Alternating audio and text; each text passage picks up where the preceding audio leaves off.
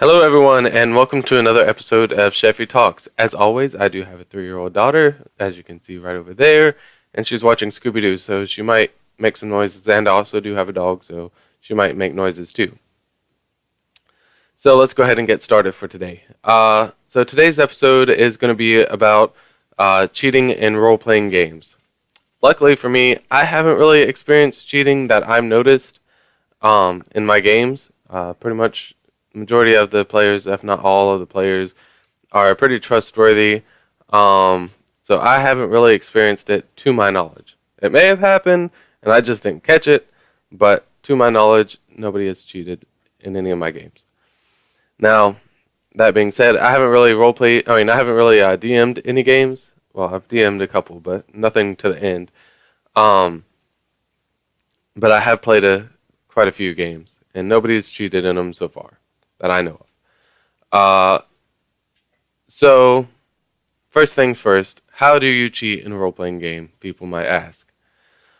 It's easier than you think, especially especially if you're playing online, because obviously you're not going to be playing with two cameras, one looking at your dice and one looking at your face. Um, so you just have to kind of have the honor system. I mean, you can play like that if you really have sketchy people in your group, but even then you could cheat somehow, I'm sure. So, you know, whenever you're playing online, you can't see what's going on my table. You just have to take my word for it. So if I roll and I get a 6, I'm going to have to tell you that I got a 6. Now, what some people do is they roll and they get a 1 and they tell you that it's a 20. Now, the second way that you cheat is if you're playing at home or playing a home game and say you have a bag of chips in front of you, right? Or you have a book in front of your dice or something. It happens. There can be a stack of books on the table. You could have players' handbooks on the table. You can have all kinds of stuff. Um, and it's not good to have a cluttered table, but it happens. Having four grown men or whatever sitting around a table, you're gonna have a drink or two on the table. You're gonna have a bag of chips on the table. You're gonna have something on the table. Um, Try as you might, but it's gonna happen. So you roll, and it hides behind something. And once again, you get a nat 1. And you say, well, I got a friggin' 10. That's exactly what you needed to friggin' get the roll that you want with the sneak check or whatever you're doing, you know. So you get that exact number. Not too suspicious. I mean, it happens sometimes. You get the exact number that you need. Um, so the DM, they didn't see it. The other players didn't see it. All that good stuff. So you got away with it. Awesome for you. You snuck past the random guard that if he would have caught you, probably would have just kicked you out, and then nothing would have really happened. So, um, now what would happen in a game that I was playing in, and I caught you cheating? I would call you out, and I would make an example out of you. Whether it's me saying, "Hey, you know, Blobe, Dungeon Master Blobe, this guy over here was cheating. He rolled a nat 1 and he told you that it was a 20. Uh, After that, it's up to the DM what happens. Another option, depending on how in-depth the game is, like if I've been playing the game for 5 years, I'm not going to up and quit. Now, if we just started and we're like level 5 or something like that, that's still kind of in-depth in the game. You've already got the storyline, you've already got the basics of your characters flushed out and everything. And you've got a couple spells if you're a bard or wizard or sorcerer or whatever, you know, you're you're doing good. Now, if you're like cheating right there at the beginning, there's a problem. It's going to be an ongoing thing if you're like cheating and stuff like that. Um, so how can you tell if you're? Before I get too much further into this, what I would do? How can you tell if somebody's cheating? There's a couple of things, like obviously in person it's a lot easier to catch somebody cheating because they roll. Now this all depends on their poker face too. They can roll and they cheat once and they get by with it. Then they roll again and they get the exact number that they need, or they get like one or two over again. You're starting to notice a pattern. They're never failing anything. That's one way. That's the easy way to find out. Another way, you blatantly see them lying about a dice roll on the table. That's that's another way. Now the hard way is online. Again, they could do the noob thing where they're like, "Oh yeah, I got a friggin' 10 and and they rolled a 9 or something like that." And they keep on getting that barely over what they need. Because 9 times out of 10 you either fail hard or you get what you need like in abundance. Either you freaking are trying to sneak by something and you have loud armor and it's not working for you, or you're a freaking rogue and you freaking sneak up behind somebody, pickpocket them, freaking pull their pants down, run away, and they don't even notice. They keep on walking even though their pants are to their freaking ankles. Uh, so you constantly getting a 10 and you need a 10. That's pretty fishy.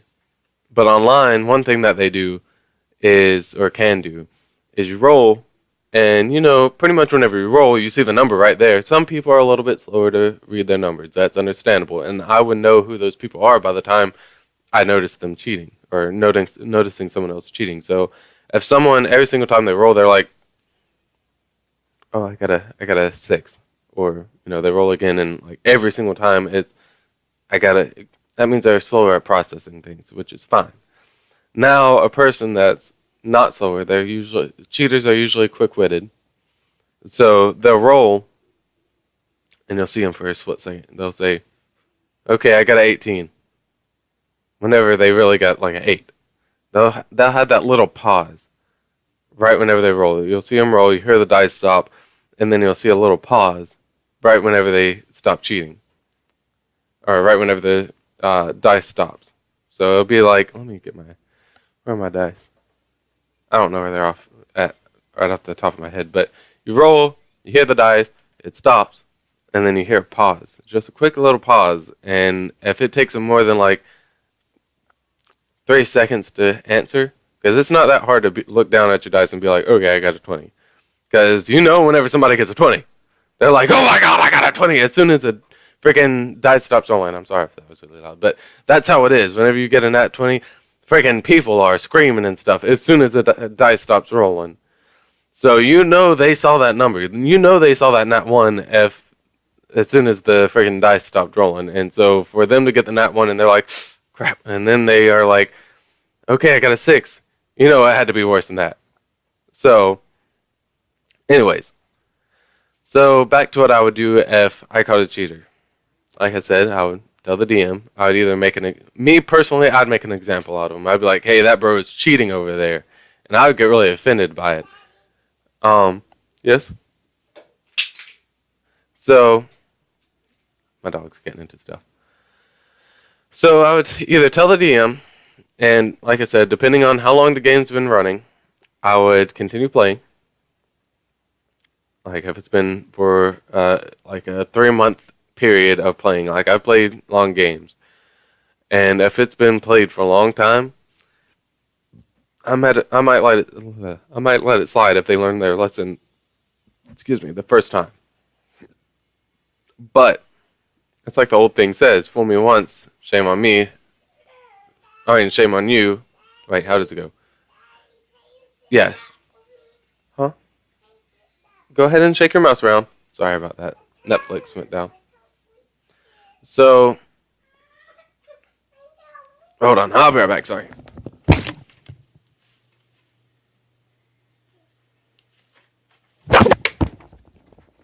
Sorry about that, guys. Like I said, I do have a 3-year-old. She's needy. So, anyways, there's my Evie. Um, 3-month game. I'd be like, fool me once, shame on me. Fool me twice, or shame on you. Fool me twice, shame on me. So, I would let it happen once. That's it. If someone cheated once, I might. This is a big might because I'm very big on trustworthiness, and that's just my personality. I cannot stand a liar, and cheating is lying. So, fool me once, shame on me. Uh, so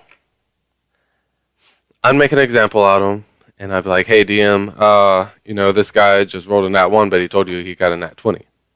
Or I would talk to the DM later on, like if it's an online game, I'd be like, he got a lot of numbers that were really close to what he needed, and he never really, like, he failed 1 or 2 times. That's pretty suspicious to me, because I failed like 5 times in the whole entire game, and it happens.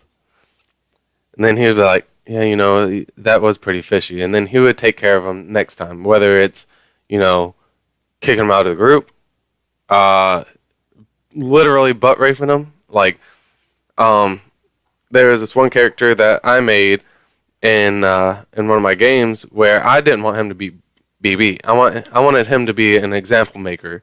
So I made him like really high level. He's pretty much Macho Man Randy Savage, and he's this wrestler guy. And all three of the people in my group were trying to freaking get him. One person almost got him in their defense, but I made him so strong where nobody could get him. So he might make a person to make an example out of everybody, making sure that they know that they are not invincible. So even cheaters, they can sit there. This would be like stooping down to their level. Sorry, I shook my camera. But this would be kind of stooping down to their level where they come into the game and they're like, all right, I got a insta crit. And then you're like, well, you roll for them, for your little character and everything. And then you're like, he freaking overwhelmed you and freaking broke both of your legs instantly and snapped your neck. So your character's dead. So if you want to do something extreme like that, that's, like I said, kind of stooping down to their level. But if you want to be an adult DM about it, just come up to them and be like, hey man, I know you are cheating. Don't, and then they're going to try to deny it and be like, hey, don't try to deny it, just don't do it again. If this is a long campaign. Now, if it is a short campaign, if we've only been playing it for a week and, we're only level 5 and, we barely even got our characters made, we barely even have any spells, I'm going to be like, bro, I just saw you roll a 6 and you're telling me that you got a 20. I take my character sheet, literally take my character sheet and just, if you don't care about this game, I don't care about this game. Seriously. Because whenever I'm playing, I'm not just there to play a game, It is a game, that's all it is, really. And it's stupid for somebody to try to cheat in a game, first of all, unless it's worth some kind of money, which I still think is wrong to cheat. It's even worse to cheat for money. But cheating is one of the worst things to do in the whole entire world, first. Second, cheating in freaking D&D, where there's no really winning the game, is even stupider. Like, you cheating in an arm wrestling contest in D&D is probably the stupidest thing I've ever heard of in my whole entire life. Because there are so many other things that you can do in D&D that you're risking at cheating. I mean, some DMs, they won't care. They'll just let you cheat. But, it's stupid to freaking cheat in D&D or any kind of role-playing game. It's a game. Chances are you might get beat up a little bit. Maybe you might die. But maybe if you have a nice guy DM like I do, he might help you out. And if you've been role-playing really good and you haven't been making stupid decisions like to go up to a random stranger and try to fist fight him and then cheat in the freaking fist fight, maybe the DM will be nice and let you live. Maybe he'll just like freaking beat you up, maybe give you a gunshot wound, and then you'll be good to go. But if you're sitting there cheating, it's just ridiculous. I would expect the DM to be like, okay, you got shot in the face, and no matter what you roll, you're dead. That's what I would expect. If I saw somebody cheating and I was a DM, that's exactly what I would do. I'd get somebody to chop your head off. I don't care what you were playing. I'd make you rip up your character sheet, one way or another. So, like I was getting to at the beginning, D&D and stuff isn't just a game. Like, it's a game, don't get me wrong, but it's not just a game for me. It's, I have this life where I go to work every day, just like anybody else. You go to work, you do the same thing at work, you come home, you hang out with the family, and you do some stuff with the family and stuff like that. And, then I play D&D, and that's where the excitement is. Oh, there's excitement in my life, don't get me wrong. It's not completely boring in my life, but, it's getting you out of the normal world, because, video games, you know what's going to happen. If you played the game once, you know exactly what's going to happen the next time, unless you're playing a game with an alternate ending or something. but chances are you know what's going to happen at the end of the game. You start the game, you beat the game. Now with D&D, there's a totally different thing that's going on here. You have like real consequences, like in Mass Effect and stuff like that. They're like, oh, you have real consequences. Really, it's all just a algorithm that they make up, and you're gonna end up beating the game, you know. But in D&D, there's an uncertainty, or in any role-playing game, there's an uncertainty. Your character might die. Your character in game, him winning the game, might be him settling down with a family, or defeating a god. So there's some big differences that can happen in this game. So for me to play this game, it's not just to, play another game. It's to sit down and get out of my world. It's like somebody that reads a book. They're not reading a book to freaking just read a book. They're reading a book to get into another world. And that's what I do. So for you to cheat in D&D is ruining my experience. And yeah, I'm going to be selfish about this and say you're ruining my personal experience. It's the group experience, but first of all, it's my experience because I'm the one that decided to sit down with you guys. Y'all obviously accept me, like whoever I'm playing with, accept me into the group, but I'm the one that decided to sit down this day and play the game. And for you to cheat is just a slap to the face to me. And then bigger than that, the thing that really makes me mad, because I've DM'd games and then they got cut short. The things that really upset me is whenever you cheat and then the DM has to restart the campaign, or he has to do something different. Because if your DM's anything like mine, he's been spending months, or he's had stuff that he's had for a long time that he's just been waiting, sitting on to play with you guys. And for you to cheat at it and make somebody like me who doesn't accept cheating just up and quit the game, he's going to get mad. He's going to get really upset. He's probably going to get more upset with me, and he might do something rash and like kick you out of the group or something like that. And you don't want that. Because being kicked out of the group is not just, oh crap, I got kicked out of this freaking group of people that I see like once a week and whatever. You're getting kicked out of a freaking friendship if you get kicked out of a group in D&D. There's no more, playing D&D with you. That means that's like a big chunk of your freaking social interaction with your friends. Dang it, my dog's getting into paper. But that's a big interaction with your friends. So you're pretty much ruining a friendship if you freaking cheat in D&D, because that's pretty much you're lying to all your friends whenever you're cheating in D&D or any role-playing game. So this rant went freaking 18 minutes. It went a little bit longer than I expected it to, but it needed to be said.